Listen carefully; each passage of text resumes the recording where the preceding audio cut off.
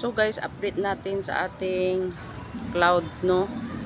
Ang ating kalangitan guys, update natin. So ayun pala ang, kita nyo yan guys, airplane. Ayan o. Airplane. So ayan po yung update ng ating kalangitan ngayon guys. So di ko alam kung magandang ano yan or hindi.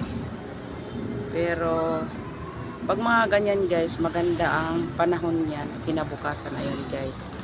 So ayun naman din po ang ating moon. Nagpapakita naman din po ang ating moon guys. Ayun.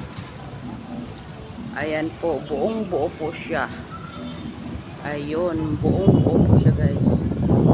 So ayan po yung mga sasakyan dyan sa mga gustong mag-enjoy. Ayan po, tuwing gabi. Hindi na yata nila dyan tinatanggal yan guys. Ang laki ng ano guys, hindi ko nakita. Ay nako, nawala. Saan na yun? Saan? Hindi ko na nakita guys, ang laki. Ayun, hindi, malaki yung... Hindi pa punta siya doon, nakapunta siya. Yan, malaki ang ibon na lumilipad guys. So ayan naman po si Manuling guys. Oh, Manuling. Ayan si Manuling, nawala ang flashlight. Ayun, Manuling. Si. Uy. Manuling.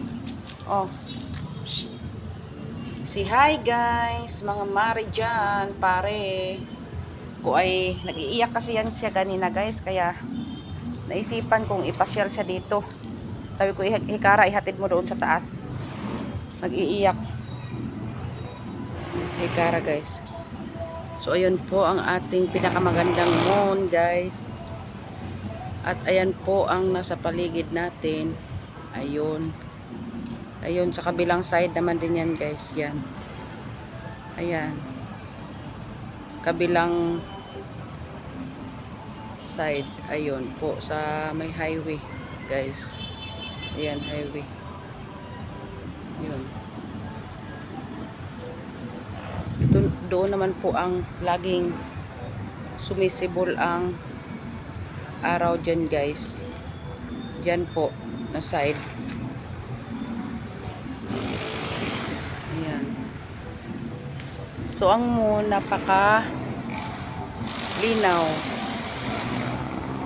So, ang ingay na sasakyan guys, no, kasi tabing highway, ayan, naglipad-lipad yung mga ibon. So, ayun guys, yung sinasakayan nila Hikara lagi. Ayan. So, thanks for watching guys. Si Manuling ito. Manuling. Uy. Shh. Snabber naman to. So, bye-bye guys. Oh, snabber oh.